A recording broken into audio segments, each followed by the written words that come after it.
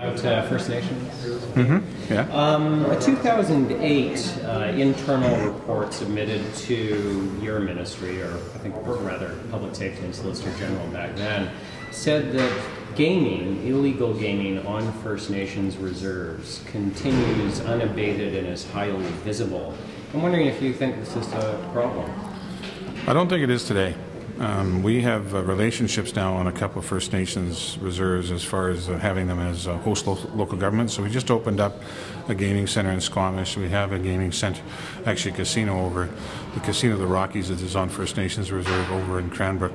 We also have another one on the Burrard that's been being worked out, and there's one, I think it's in the Cowichan Valley. And the conduct and management is still under the criminal code for gaming in Canada is for the province. We actually have a pretty good relationship with most of these guys who come to us. We work them through what the business models look like. They can become a host local government, which means they get 10% of the money like any other community, and if they choose to put one in their location. But oftentimes the reality is that they're just not financially feasible because you need a population base large enough to make them work.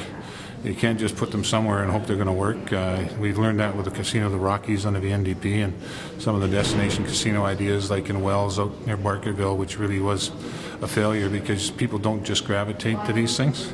And so you actually need a market, you need a size of market, and when people find out what the investment is, they usually sit down with the Lottery Corporation and work out how they can become partners. In the past, the government, the RCMP, has taken an approach where warnings were given with regards to gaming, illegal gaming on reserves rather than actual. Yeah, we haven't had to do that. Or is that the same approach that you guys have taken? We haven't had to do that. I don't know. I don't have any recent incidences where we've had to do that. I haven't had any reports on, so I couldn't really comment on it. As far as I know, I mean, I was with the Squamish First Nation during the Olympics. I talked to them. They were very pleased with their new gaming center and their relationship with the province, and that seems to be the model that most First Nations are looking at because they see how it's working for others. Right, so you don't know what approach is being taken when it comes to illegal gaming on First Nations reserves? Well, I think we first of all have to... When it's found. I think we have to find that it is there. I mean, we're not finding... As far as I know, there's no big issue around if there's a big gaming operation that we don't know about. I haven't heard of any.